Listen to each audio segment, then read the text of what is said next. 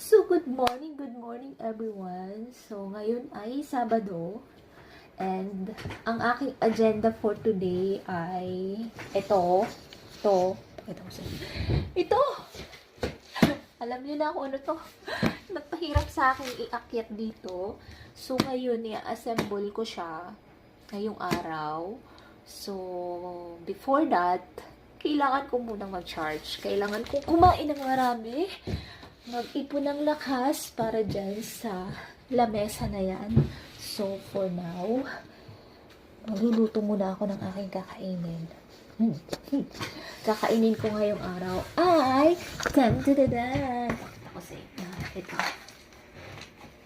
ito ay yakisoba.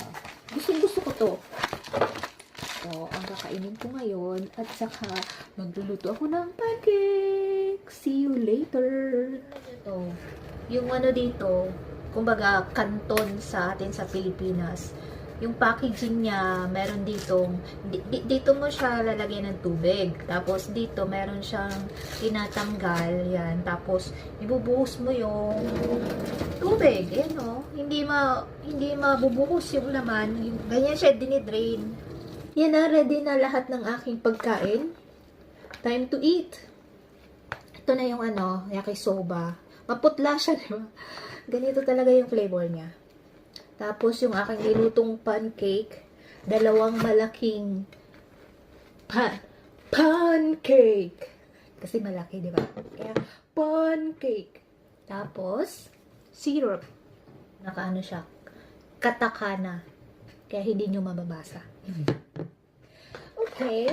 And of course, juice. Juice. Okay. Time to eat. Ito. Ano lang muna. Kalahati. Yan.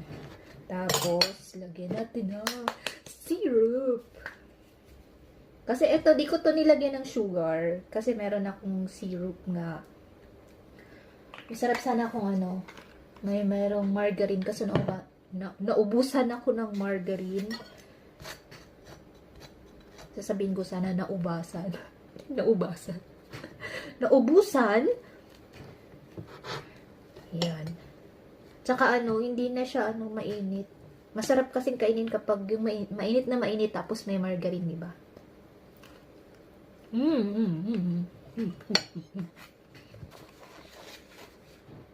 Okay, soba.